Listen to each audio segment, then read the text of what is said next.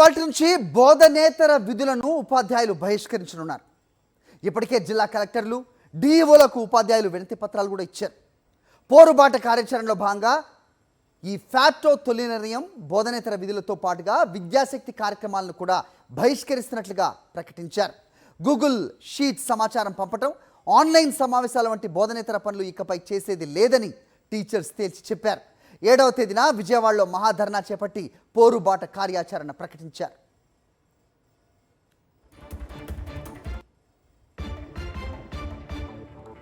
Right, ఇదే అంశంపై updates మా కరెస్పాండెంట్ సురేందర్ అడిగి తెలుసుకుందాం. సురేందర్, చెప్పండి. సో ఇవాళ నుంచి బోధనేతర కార్యక్రమాలు ఏమున్నా సరే వాటిని బహిష్కరిస్తున్నట్లుగా ఉపాధ్యాయులు చెప్తున్నారు. దీనికి సంబంధించిన కార్యాచరణ ఇవాళ నుంచే మొదలవుతున్నట్టుగా కూడా చూస్తున్నాం. ఏంటి అప్డేట్స్?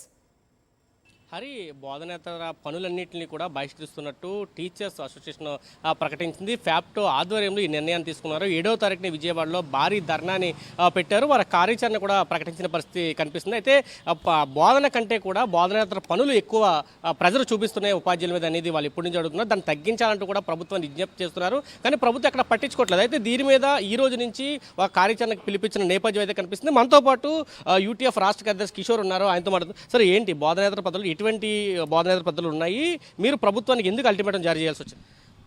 గడిచిన 15 రోజుల క్రితం ఫ్యాప్టో ఆధ్వర్యంలో రాష్ట్ర వ్యాప్తంగా ఉపాధ్యాయుల్ని బోధనకే పరిమితం చేయాలి, విద్యార్థులకు నాణ్యమైన విద్య అందాలనే ఉద్దేశంతో 15 రోజుల క్రితం ఫ్యాప్టో ఆధ్వర్యంలో రాష్ట్ర విద్యాశాఖకు నోటీస్ అందజేయడం జరిగింది. అనంతరం మొన్న 7వ తేదీన ఒక మహాధర్నాని విజయవాడ కేంద్రంగా జరిపాం. జరిపిన నేపథ్యంలో రాష్ట్ర ప్రభుత్వం నేటికి 3 రోజులు గడుస్తూ ఉంది.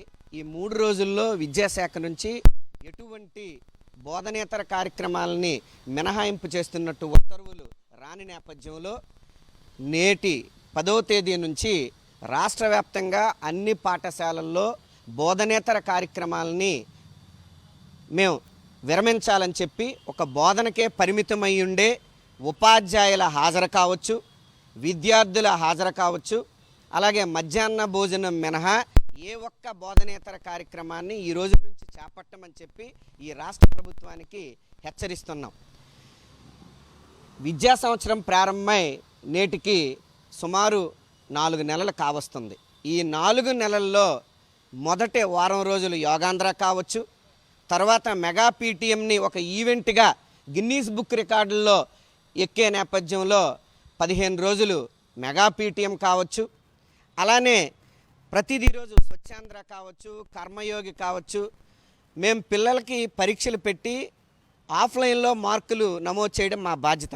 కానీ దాన్ని ఆన్లైన్లో నమోదు చేయడం, ఓఎంఆర్ షీట్లలో దాన్ని అప్లోడ్ చేయడం, ప్రతి కార్యక్రమం కూడా ఈరోజు ఆన్లైన్లో రోజువారీ కార్యక్రమాలని నమోదు చేయించే బాధ్యతల్లో ఈ రాష్ట్ర విద్యాశాఖ పూనుకుంటుంది. గౌరవ విద్యాశాఖ మంత్రి గారు ప్రపంచ స్థాయి విద్యార్థిని తయారు చేస్తామని ఒకవైపు చెప్తున్నారు. ఈరోజు విద్యార్థికి నాణ్యమైన విద్య అందాలంటే బోధనకు ఎక్కువగా సమయం కేటాయించాలి. అటువంటి బోధనకు దూరం చేసే ఈ కార్యక్రమాలని మేము విరమిస్తున్నాం. నేటి నుంచి ఏ ఒక్క బోధనేతర కార్యక్రమాన్ని కూడా నిర్వహించం. అంటే ప్రభుత్వం చాలా చెప్తుంది, విద్యారంగంలో సంస్కరణలు తీసుకొస్తామంటుంది.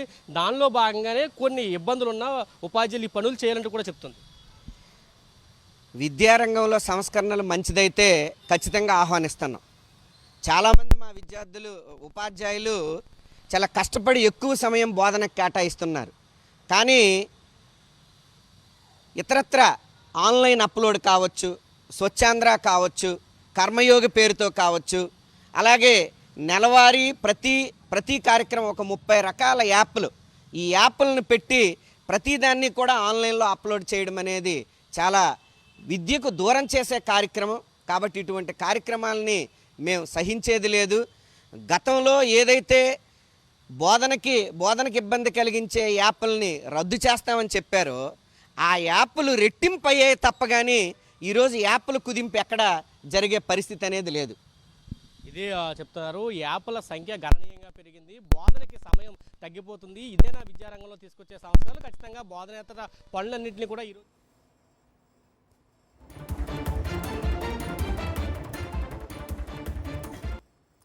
రైట్. బోధనేతర పనులతో పాటుగా విద్యను అందించడానికి దూరం చేసే ఏ కార్యక్రమంలో కూడా ఇకపై మేము పాల్గొనబోము అంటూ జిల్లా కలెక్టర్లు డిఓలకు కూడా వినతి పత్రాలు అందించిన ఉపాధ్యాయులు వాటి నుంచి పోరుబాటు పట్టారు. పోరుబాటు కార్యాచరణలో భాగంగా ఫ్యాప్టో తొలి నిర్ణయం తీసుకున్నట్టుగా ప్రస్తుతం మనం చూస్తున్నాం. బోధనేతర విధులతో పాటుగా విద్యాశక్తి కార్యక్రమాల బహిష్కరణను కూడా వాళ్ళు ఇవాటి నుంచి అమలు చేస్తున్నట్టుగా తెలుస్తోంది. ఇవాటి నుంచి ఉపాధ్యాయులు బోధనేతర విధులు బహిష్కరించబోతూ ఉన్నారు.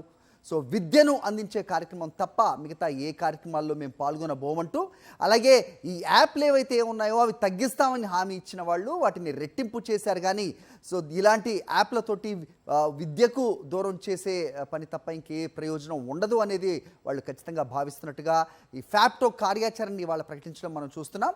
ఏపీలో ఇవాళ నుంచే ఉపాధ్యాయులు బోధనేతర విధులు బహిష్కరిస్తున్నట్టుగా వాళ్ళు ప్రకటిస్తున్నారు.